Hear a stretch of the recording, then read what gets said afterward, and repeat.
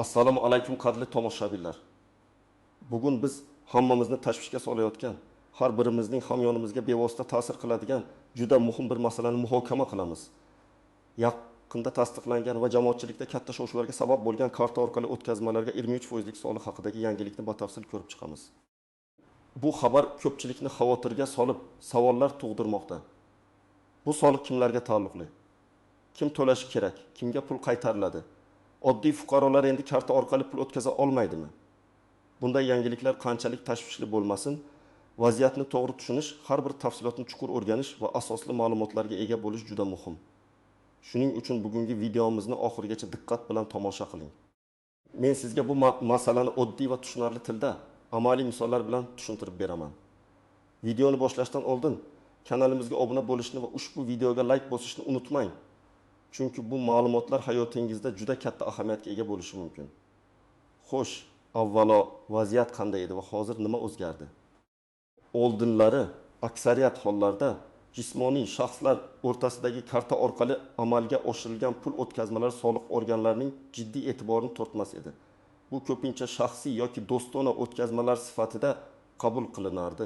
Ya'ni siz do'stingizga qarz qaytarsangiz, oila a'zosiga pul jo'natsangiz yoki biror buyum sotsangiz, bu operatsiyalar asosan daromad sifatida qaralmas edi.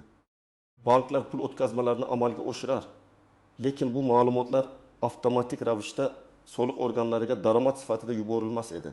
Chunki banklar asosan tranzaksiyalarni texnik jihatdan ta'minlash bilan shug'ullanardi. Soliq qonunchiligida tadbirkorlik faoliyati bilan shug'ullanuvchi shaxslarning daromadlari soliqqa tortilishi aniq belgilangan bo'lsa-da, amalda kichik va o'rtacha hajmda. Ayniqsa naqd pulsiz shaklda amalga oshirilgan daromadlar ko'pincha soyada qolib ketardi. Ba'zi bir jismoniy shaxslar qonuniy ro'yxatdan o'tmasdan turib, xizmat ko'rsatish yoki tovar sotish orqali daromad topardi va bu daromadlar asosan plastik kartalar orqali qabul qilinardi. Bu esa davlat byudjetiga tushish kerak bo'lgan katta miqdordagi soliq tushumlarini tushmay qolishiga olib kelardi. Davlat uchun bu katta iqtisodiy yo'qotish edi. Endi esa vaziyat tubdan o'zgardi. Soliq kodeksiga kiritilgan yangi o'zgarishlar va qabul qilingan qarorlar natijasida endilikda banklar va soliq organlari o'rtasidagi axborot almashinuvi juda ham kuchaytirildi. Mazkur o'zgarishlarning asosiy maqsadi iqtisodiyotni oqartirish, ya'ni yashirin iqtisodiyot hajmini kamaytirish, barcha tadbirkorlik faoliyatidan olinadigan daromadlarni hisobga olish va soliqqa tortishdan iborat. Shuni alohida ta'kidlash kerakki, bu qoidalar har qanday karta o'tkazmasiga soliq solishni nazarda tutmaydi. Yo'q, bunday emas. Ushbu o'zgarishlar faqatgina jismoniy shaxslar tomonidan amalga oshiriladigan va tadbirkorlik faoliyati belgilariga ega bo'lgan pul o'tkazmalariga nisbatan qo'llaniladi. Ya'ni, agar siz karta orqali pul qabul qilsangiz va bu pulni qandaydir xizmat ko'rsatganingiz, tovar sotganingiz yoki boshqa tijoriy faoliyat natijasida olgan bo'lsangiz, ana shunday holatlarda soliq majburiyati paydo bo'lishi mumkin. Qabul qilingan qarorlarga ko'ra, soliq organlari banklardan ma'lum miqdordan oshgan, takroriy yoki bir nechta manbalardan kelgan o'tkazmalar haqidagi ma'lumotlarni olish huquqiga ega bo'ldi.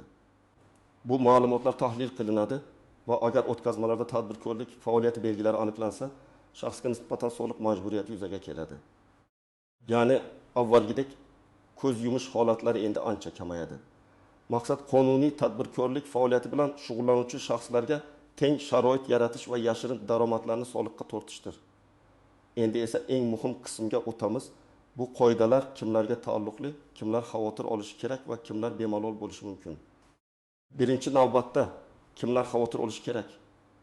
Bu soliq jismoniy shaxslar tomonidan amalga oshiriladigan va tadbirkorlik faoliyati deb hisoblanishi mumkin bo'lgan operatsiyalarga nisbatan qo'llaniladi. Asosan, agar siz tadbirkor sifatida rasman ro'yxatdan o'tmagan bo'lsangiz, lekin muntazam ravishda xizmat ko'rsatsangiz, mahsulot sotsangiz yoki boshqa yo'llar bilan daromad topsangiz va bu daromadlarni plastik kartangizga qabul qilsangiz, siz soliq organlari e'tiborini tortishingiz mumkin. Bu yerda 23% soliq daromad solig'i sifatida yoki qonunbuzarlik holatida jarimalar bilan birga qo'llanilishi mumkin. Odatda bu soliq tadbirkorlik faoliyatini yashirgan shaxslarning sof daromadidan undiriladi yoki belgilangan tartibda soliqqa tortilmagan daromad sifatida qaraladi. Keling, bir nechta aniq misollarni ko'rib chiqamiz. Bir misol, hunarli ustalarning muammosi. Tasavvur qiling, Mahbuba ismli ayol uyda tirnoq yasash, manikyur, pedik xizmatlarini ko'rsatadi. U rasman yakka tartibdagi tadbirkor sifatida ro'yxatdan o'tmagan, litsenziyasi ham yo'q. Bir oyda o'rtacha eşin tam mijozga xizmat ko'rsatadi va har bir xizmat uchun 500 ming so'm oladi. Bu degani, uning oylik daromadi 500 ming so'mni tashkil etadi. Eşin hal 100 ming. Mijozlar unga pullarni bevosita plastik kartasiga o'tkazib berishadi. Yoki bo'lmasa, ustalar mashina ta'mirlash xizmatini ko'rsatadi. Mijozlar esa karta orqali pul o'tkazadi. Banklar va soliq organlari bu turdagi operatsiyalarni kuzatishi mumkin. Agar Mahbubaning kartasiga muntazam ravishda har xil shaxslardan doimiy ravishda xizmat haqi kabi maqsadlarda yoki shunga o'xshash bir xil miqdordagi pul o'tkazmalari kelib tushsa, soliq organlari uning faoliyati tadbirkorlik belgilarini topishi mumkin. Shu holatda unga nisbatan 23 martagacha soliq va jarimalar qo'llanilishi mumkin. Chunki u rasmiy ravishda faoliyat yuritmayapti va daromad solig'ini to'lamayapti. Ikki misol, frilanserlarning ahvoli aynan bugungi kunda internet orqali xizmat ko'rsatuvchilar, ya'ni frilanserlar soni tobora ortib bormoqda. Masalan, Diyorbek dasturchi, u veb-saytlar yaratish, mobil ilovalar ishlab chiqish bo'yicha xizmatlar ko'rsatadi.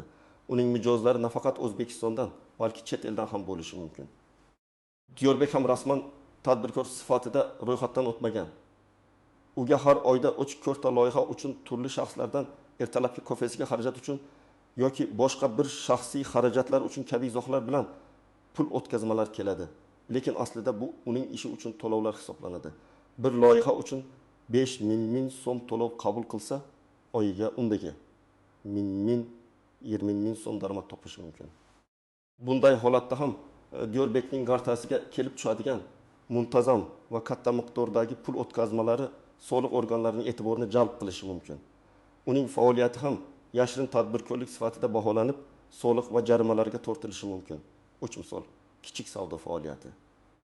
Oyimgul ismli ayol uydan turib qo'lda tayyorlangan shirinliklar yoki mevalarni sotadi. U o'z mahsulotlarini Telegram orqali reklama qiladi va buyurtmalar qabul qiladi. Mijozlar unga pullarni plastik karta orqali o'tkazib berishadi. Bir kunda 5-10 ta mijozdan 10 ming so'mdan pul tushadi. Oyga bu jami 40 ming 10 ming so'mni tashkil etadi. Bu ham tadbirkorlik faoliyati belgilari bo'lib, unga ham soliq majburiyati yuklatilishi mumkin. Bu misollarda ko'rib turganingizdek, asosiy e'tibor muntazamlikka, asosiy o'tkazmalarning miqdori va manbasiga qaratiladi. Agar siz muntazam ravishda bir nechta shaxslardan xizmat yoki mahsulot uchun to'lov sifatida pul qabul qilsangiz, demak, sizning faoliyatingiz tadbirkorlik belgilariga ega bo'lib, soliqqa tortilishi mumkin. Endi esa kimlar xavotir olmasligi kerak va kimlarga pul qaytarilishi mumkin? Bu soliq sizning shaxsiy ehtiyojlaringiz uchun amalga oshiriladigan, ya'ni tadbirkorlik bilan bog'liq bo'lmagan pul o'tkazmalariga taalluqli emas. Oddiy fuqarolar o'rtasidagi shaxsiy, oilaviy va do'stona o'tkazmalar hech qanday soliqqa tortilmaydi. Keling, bunga ham aniq misollar keltiraylik. Misol, oilaviy ko'mak. Farida xola o'g'li Toshkentda o'qiydi. Har oyda unga yashash xarajatlari, oziq-ovqat va o'qish uchun 2000 ming so'm pul jo'natadi. Bu pul Farida xolaning o'z daromadlaridan o'g'liga berilgan moddiy yordam hisoblanadi. Bu holatda Farida xola ham, uning o'g'li ham hech qanday soliq to'lamaydi. Chunki bu shaxsiy oilaviy o'tkazma hisoblanadi. Bunda hech qanday tadbirkorlik faoliyati belgisi yo'q. Agar o'g'li Farida xolaga qarzini qaytarsa ham, bu ham soliqqa tortilmaydi. Ikki misol, qarzni qaytarish. Doston do'sti Jamshidga 5 ming so'm qarz bergan edi. Bir necha oydan so'ng Jamshid Dostonning kartasiga qarzni qaytarib berdi. Bu ham shaxsiy munosabatlar doirasidagi o'tkazma bo'lib, daromad sifatida baholanmaydi. Soliq organlari bu operatsiyani kuzatishi mumkin. Ammo agar Doston va Jamshid o'rtasidagi munosabatlar va o'tkazma sababi to'g'ri tushuntirilsa, masalan, yozma qarz tushumining mavjudligi yoki hatto og'zaki kelishuv ham ahamiyatga ega bo'lishi mumkin. Bu soliqqa tortilmaydi. Muhimi, bu kabi o'tkazmalar muntazamlik kasb etmasligi va katta tijoriy ma'noga ega bo'lmasligi kerak. Uchinchi misol, bir martalik buyum sotish. Dilnoza o'zining eski velosipedini e'lonlar sayti orqali sotdi. Xaridor unga 500 ming so'm pulni kartasiga o'tkazib berdi. Bu bir martalik shaxsiy mol-mulkini sotish operatsiyasi hisoblanadi. Dilnozaning bu harakati tadbirkorlik faoliyati deb baholanmaydi va soliqqa tortilmaydi. Chunki u bu ishni muntazam ravishda daromad olish maqsadida qilmaydi. U o'zining shaxsiy buyumini sotyapti. Bu esa yangi daromad yaratishdan ko'ra mavjud mulkni almashtirish yoki naqd pulga aylantirishdir. 4 misol, hadya yoki sovg'a. Nigina opaning tug'ilgan kuniga qarindoshlari unga plastik kartasiga pul o'tkazib sovg'a qilishdi. Bu ham soliqqa tortilmaydi, chunki bu daromad emas, balki hadya hisoblanadi. Bunday o'tkazmalarda ko'pincha tug'ilgan kuningiz bilan yoki sovg'a kabi izohlar yoziladi. Bu esa o'tkazmaning maqsadini aniqlashga yordam beradi. Xo'sh, kimlarga pul qaytariladi? Bu savol biroz murakkabroq. Pulni qaytarish deganda asosan ikki holat tushuniladi. Birinchisi, agar sizdan xato ravishda soliq undirilgan bo'lsa, ya'ni sizning o'tkazmalaringiz tadbirkorlik faoliyati bilan bog'liq emasligini isbotlay olsangiz, to'langan soliqni qaytarib olishingiz mumkin. Ikkinchisi, agar siz qonuniy tadbirkor bo'lsangiz, masalan, yakka tartibdagi tadbirkor sifatida ro'yxatdan o'tgan bo'lsangiz va o'zingizning soliq rejamingizga muvofiq soliqlarni to'lab kelayotgan bo'lsangiz, lekin sizdan qo'shimcha yoki noto'g'ri soliq talab qilinsa, bunday holatlarda siz tegishli hujjatlarni taqdim etish orqali to'langan ortiqcha soliqlarni qaytarib olish huquqiga egasiz. Masalan, siz tadbirkor sifatida ro'yxatdan o'tgansiz, lekin qaysidir sababga ko'ra soliq organi sizning ayrim o'tkazmalaringizni yashirin tadbirkorlik deb hisoblab, qo'shimcha soliq hisoblagan bo'lsa, siz o'z faoliyatingiz qonuniy ekanligini, soliqlarni to'layotganingizni tasdiqlovchi hujjatlarni ko'rsatib, to'langan pulni qaytarib olishingiz mumkin. Muhimi, bu har bir holat alohida ko'rib chiqiladi va isbot talab qilinadi. Asosiy qism 2: istisnolar, yashirin tuzoqlar va noaniq jihatlar. Bu yangi qonun qoidalari doirasida e'tibor berish kerak bo'lgan bir qator istisnolar, yashirin tuzoqlar va noaniq jihatlar mavjud. Har bir fuqaro bularni bilishi shart. Chunki kichik bir e'tiborsizlik katta muammolarga olib kelishi mumkin. 1. O'tkazmaning maqsadini ko'rsatish. Hozircha O'zbekistonda karta orqali pul o'tkazishda izoh, kommentariya yozish majburiy emas. Ammo agar siz do'stingizga qarz qaytarayotgan bo'lsangiz, oila a'zosiga pul jo'natayotgan bo'lsangiz yoki shaxsiy buyumingizni sotib pul olayotgan bo'lsangiz, o'tkazmaning izoh qismida qarz qaytarish oilaviy yordam, velosiped uchun to'lov kabi aniq izoh yozish kelajakda yuzaga kelishi mumkin bo'lgan tushunmovchiliklarning oldini olishga yordam beradi. Soliq organlari bu izohlarga asoslanib tranzaksiyaning maqsadini baholashi mumkin. Agar siz hech qanday izoh qoldirmagan bo'lsangiz, lekin sizga muntazam kelib tushadigan katta miqdordagi o'tkazmalar bo'lsa, soliq organi bu o'tkazmalarni avtomatik ravishda tadbirkorlik daromadi sifatida baholashi mumkin. 2. O'tkazmalar chastotasi va hajmi. Qonunchilikda tadbirkorlik faoliyati belgisi degan aniq miqdor yoki chastota ko'rsatilgan emas. Ya'ni oyiga 10 martadan ortiq yoki million so'mdan ortiq pul kelsa, soliqqa tortiladi degan aniq qoida yo'q. Biroq soliq organlari o'z ichki dasturlari va metodologiyalari asosida shubhali operatsiyalarni aniqlaydi. Masalan, bir kishining kartasiga kuniga 10 marta har safar 10 ming so'mdan pul o'tkazmasi kelib tursa, bu tabiiy shaxsiy o'tkazma emas, balki savdo yoki xizmat uchun to'lov bo'lishi ehtimoli yuqori. Yoki bir shaxsga yil davomida turli xil shaxslardan muntazam ravishda katta summalar kelib tushishi ham shubha uyg'otishi mumkin. Soliq organlari sun'iy intellekt va katta ma'lumotlar tahlili orqali bunday anomaliyalarni aniqlashga harakat qiladi. Bu yerda tadbirkorlik faoliyati belgisi deganda aynan muntazamlik, bir xil tipdagi to'lovlar, ko'p sonli har xil shaxslardan keladigan o'tkazmalar tushuniladi. Yashirin tuzoq. Men bilmasdim, bahonasi o'tmaydi. Ko'plab fuqarolar men bu qonunni bilmasdim, men shunchaki o'z ishimni qilardim. Odamlar o'z pullarini tashlagan kabi bahonalar bilan qonunbuzarlikdan qochishga urinishadi. Afsuski, soliq qonunchiligida qonunni bilmaslik javobgarlikdan ozod qilmaydi degan tamoyil mavjud. Davlat sizdan o'z faoliyatingizni qonuniy asosda yuritishingizni talab qiladi. Agar siz muntazam daromad topayotgan bo'lsangiz, majbursizki o'z faoliyatingizni qonuniylashtiring. Bu yakka tartibdagi tadbirkor sifatida ro'yxatdan o'tish, o'zini band qilgan shaxs sifatida faoliyat yuritish yoki kichik korxona ochish bo'lishi mumkin. Aks holda aniqlangan daromadlardan soliqlar to'lanishi bilan birga jarimalar ham qo'llaniladi. Jarimalar esa soliqning 1% dan 2% gacha bo'lishi mumkin. Bu esa siz topgan daromadingizdan ham ko'proq bo'lib chiqishi ehtimoli bor. 4. naqd pul bilan ishlashning xavfi. Ba'zi fuqarolar karta o'tkazmalariga soliq solishdan qo'rqib, naqd pulda ishlashga o'tib ketishni afzal ko'rishadi. Bu esa yashirin iqtisodiyotni yanada kuchaytiradi va ko'plab boshqa muammolarga sabab bo'lishi mumkin. Naqd pulsiz iqtisodiyotga o'tish davlatning asosiy maqsadlaridan biri. Naqd pulda ishlayotganlarga ham soliq organlari tomonidan o'tkaziladigan reydlar, nazorat xaridlar va boshqa choralar qo'llanilishi mumkin. Naqd pulda ishlash soliqdan qochishning yagona yo'li emas, balki qo'shimcha xavflar manbai hisoblanadi. 5. Bank kartalaridan foydalanish madaniyati. Ba'zi oilalarda, masalan, ota-onaning kartasi butun oila tomonidan ishlatilishi, o'g'il bolaning kartasidan xotin pul o'tkazishi kabi holatlar uchraydi. Soliq organlari uchun bu bir shaxsning kartasiga kelib tushadigan pullar deb ko'rinishi mumkin. Har bir oila a'zosi o'zining shaxsiy bank kartasiga ega bo'lishi va uni shaxsiy ehtiyojlari uchun ishlatish maqsadga muvofiqdir. Agar siz boshqa shaxslarning kartasidan pul o'tkazmalari qilsangiz yoki qabul qilsangiz, buning sababini aniq tushuntirishga tayyor turishingiz kerak bo'ladi. Bu holatda siz soliq organlari sizni xato tadbirkorlikda ayblashidan himoyalanish uchun juda ko'p hujjat va tushuntirish berishga majbur bo'lishingiz mumkin. 6. Moliyaviy savodxonlikning ahamiyati. Bu kabi vaziyatlardan qochishning eng yaxshi yo'li moliyaviy savodxonlikni oshirish va qonuniy ravishda ishlashdir. Davlat tomonidan tadbirkorlikni qonuniylashtirish uchun juda ko'p imkoniyatlar yaratilgan. O'z-o'zini band qilish, yakka tartibdagi tadbirkorlik, mikrofirmalar uchun soddalashtirilgan soliq rejimlari va hokazo.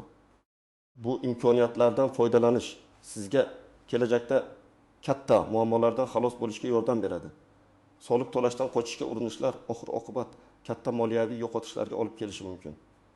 Amaliy maslahatlar: tomoshabin nima qilish kerak? Xo'sh, endi vaziyatni tushunib yetganingizdan so'ng siz qanday qadamlar qo'yishingiz kerak? Nimalarga e'tibor berishingiz lozim? 1. O'z faoliyatingizni tahlil qiling.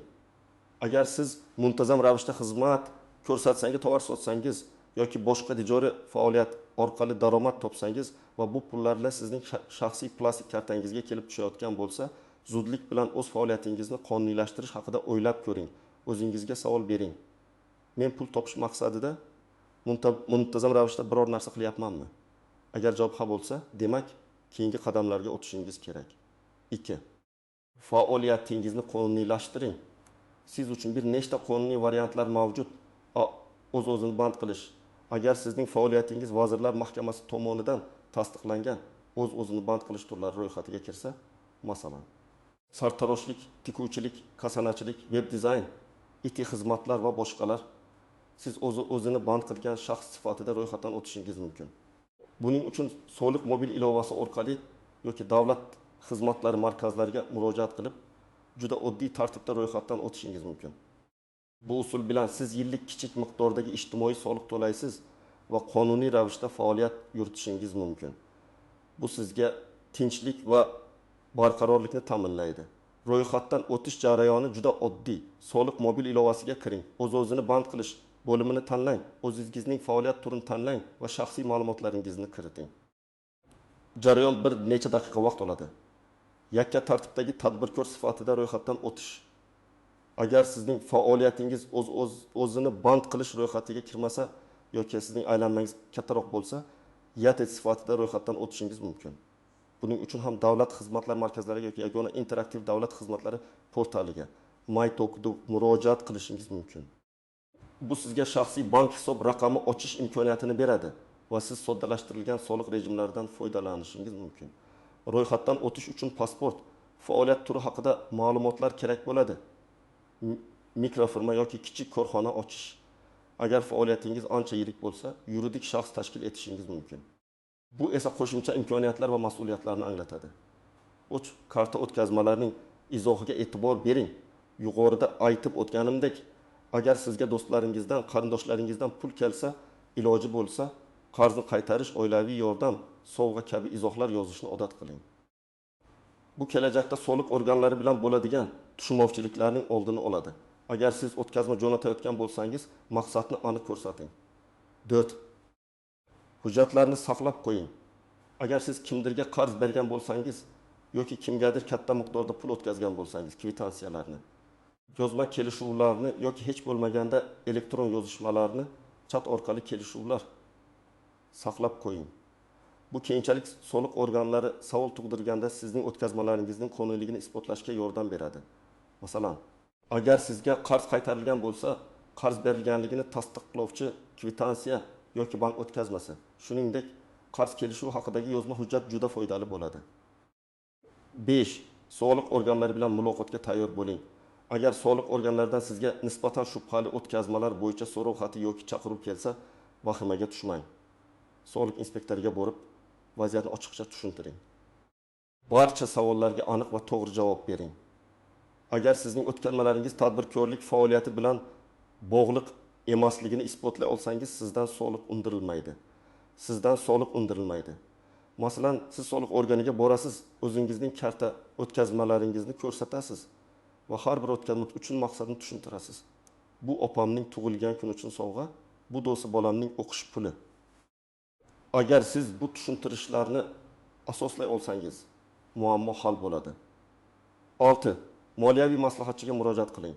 Agar sizning vaziyatingiz murakkab bo'lsa yoki sizda savollar ko'p bo'lsa, tajribali buxgalter yoki moliyaviy maslahatchiga murojaat qilishdan tortinmang.